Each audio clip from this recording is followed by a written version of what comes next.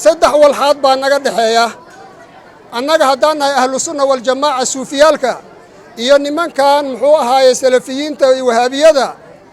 waxaa naga dhexaysaa saddex arrimo salafiyiin iyo inta iswadato ayagana waxaan leeyahay walaalayaalow radinta iska dhaafa mawluudku waa xaaraam iyo waxa aad leedihiin iska dhaafa iyadoo wadamo badan oo islaamka ah loogu dabaaldegayo maanta oo kale dhalashada xabiibkeena suuban ee maxamed sallallahu alayhi wasallam ayaa haddana meelaha sida weyn loogu dabaaldegay munaasabadda dhalashada xabiibkeena ee suuban ee maxamed waxaa ka mid ah xeryaha qaxootiga ee Dhadhaab gaar ahaan xerada qaxootiga Ifo xabiibkaygow nabigeena maxamed rasuulka allah waan ku salaamay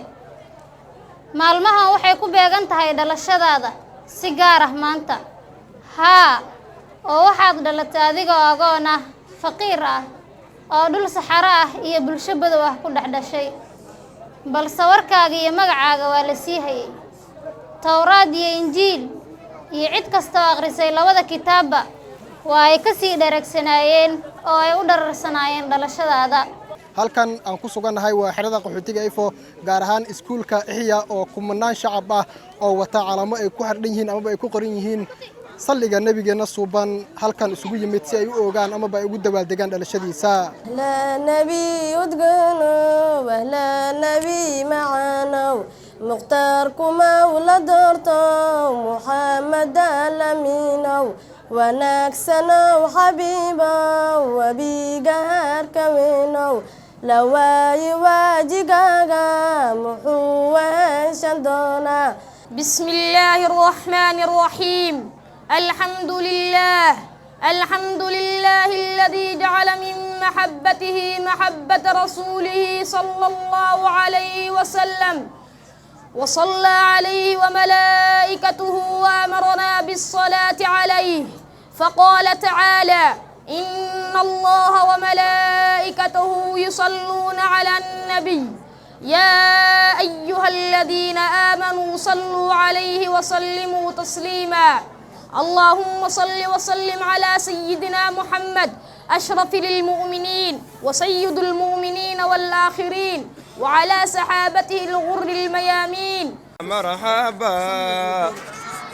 مرحبا يا نور العين مرحبا مرحبا يا مرحبا يا مرحبا مرحبا يا نور العين مرحبا مرحبا يا مرحبا يا مرحبا مرحبا يا نور العين مرحبا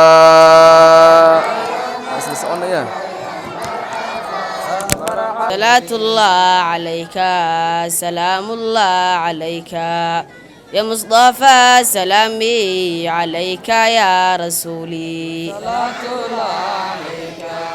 سلام الله عليك يا مصطفى سلامي عليك أمر الله صلاة عليه مع سلامي يا مصطفى سلامي عليك يا رسولي. In the name of Allah, the most merciful, praise to be Allah, the Lord of the world. May Allah raise the rank of the Prophet Muhammad and the rank of his guests and the pure followers and the combination. Ameen. Allah, the excellent, said about his Prophet Muhammad, may Allah raise his rank. The ayah Quran said, وَمَا أَرْسَلْنَاكَ إِلَّا رَحْمَةً لِلْعَالَمِينَ. ugu horeen munaasabada ayaa waxaa lagu soo bandhigay salliga nabigeena suuban عالي ذرا صل يا ربي على عالي ذرا سودادنا فضل من داس الثرى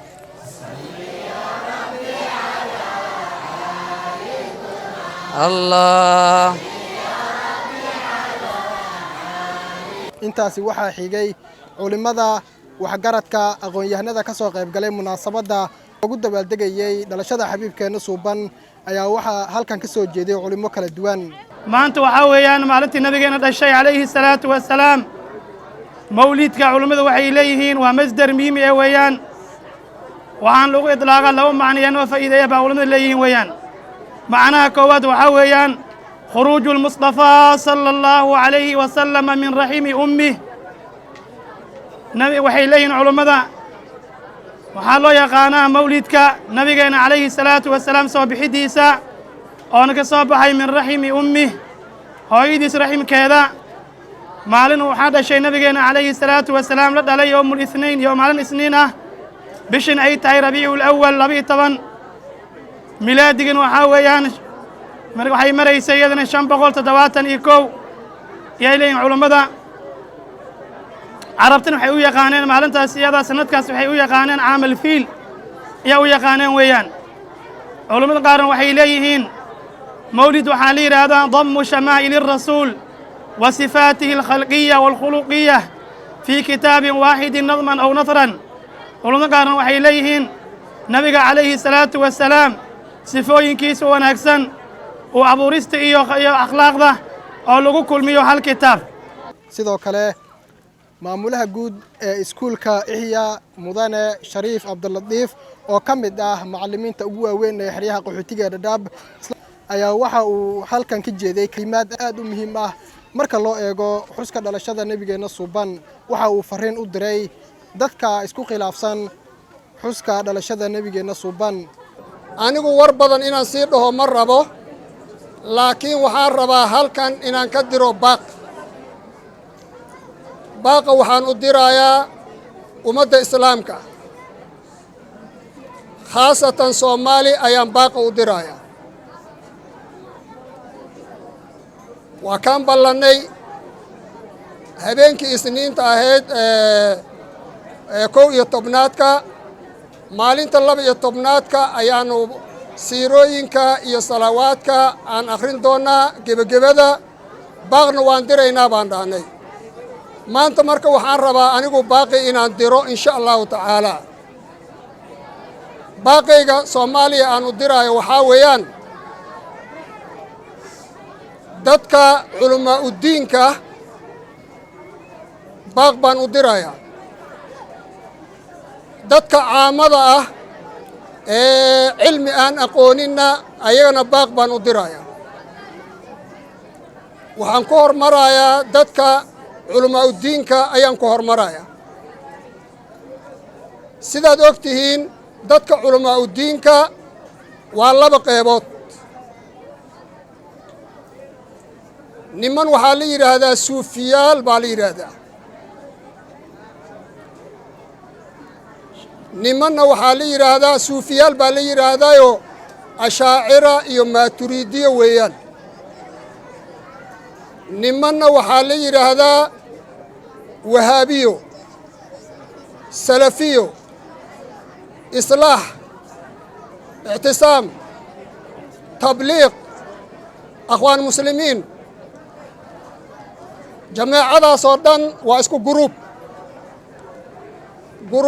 gruubkan ahlu sunna waljamaaca al ashaaciriya iyo maaturidiya labada ayagana waa isku gruub qolo waxay leeyihiin mawluudka nabiga calayhi salaatu wasalaam waa la dhigi karaa daliil baan u haysannaa qolona waxay leeyihiin mawluudka lama dhigi karo waa xaaraam wa maca daalika waxay akhrinayaan qasaa'idii ayay akhrinayaan waxaan rabaa marka baaqayga waxaan ku hormarayaa culummada ahlu sunna waljamaaca ee suufiyaalkan ku hormaraya waxaan leeyahay culummada ahlu sunna waljamaaca ee suufiyaalka ah mawluudkiina iska dhigta idinkoonan dad waxba radinin qoladan kalena oo jamaacadan kalena waxaan leeyahay mawluudku waa xaaraan baa tiraaheene xaaraamta iska daaya iska aamusa idinkoonan waxba radinin labadiinna kooxood shay muhiim ah oo naga dhaxeeyo oo darka ka baxay ayaa jiraaye ka aan ka shaqayno 3 walxaad baa naga dhaxeeya annaga haddaan nahay ahlu sunna waljamaaca suufiyaalka iyo nimankan muxuu ahaaye salafiyiinta iyo wahaabiyada waxaa naga dhaxaysaa 3 arrimood islaamnimada naga dhexaysaa kow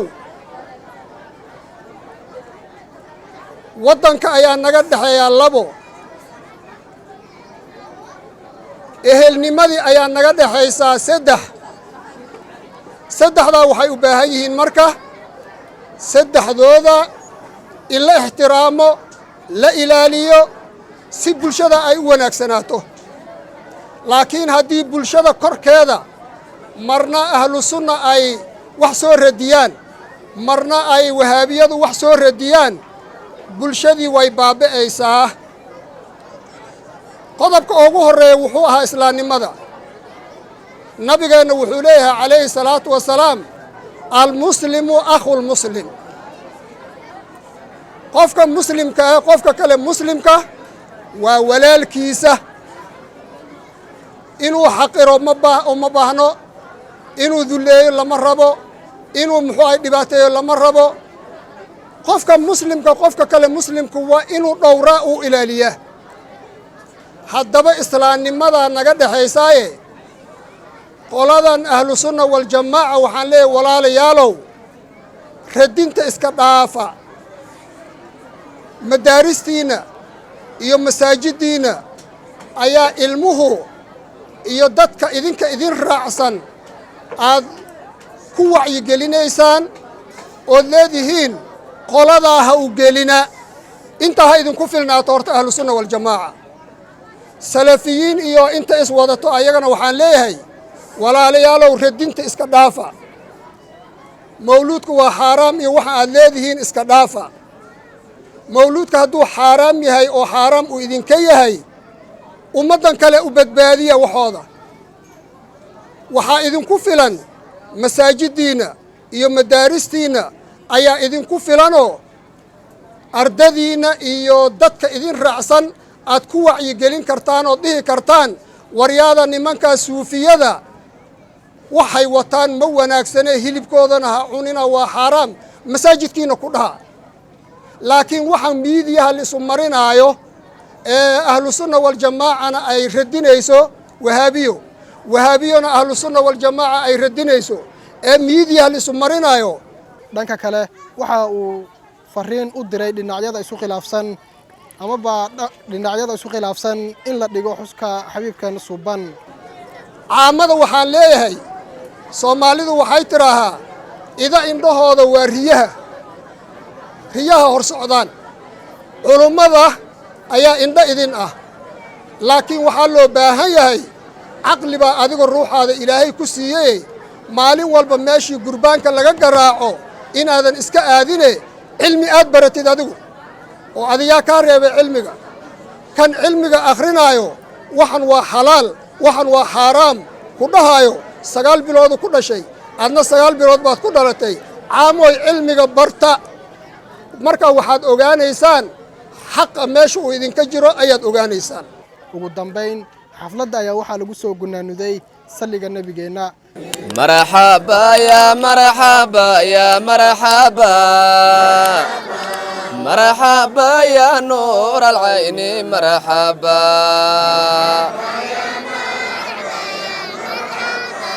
مرحبا يا نبي سلام عليك مرحبا يا رسول سلام عليك مرحبا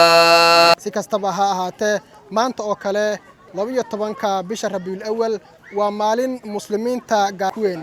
waana maalin uu dhashay nabigeena suuban walow uu jiro tafaraaruq iyo kala duwanaansho aqiido iyo diineed ee ku aadan xuska dhalashadeena haddana wadamada islaamka badankood ayaa maanta oo kale loogu dabaaldegay munaasabada dhalashada xabiibkeena xasan nuuno hilowle xasan maclimow raadiyo telefishanka danan xeryaha dhadhaab. Welcome to Minnesota. haddii aad sideedoo kaleeto socodkaagu u badan yahay safarkaagu waxaad u isticmaali kartaa abka dahabshiil faamilkaaguna waxay lacagta ku helayaan daqiiqada gudahood lacagta ugu horreysa ood ku dirtana waa free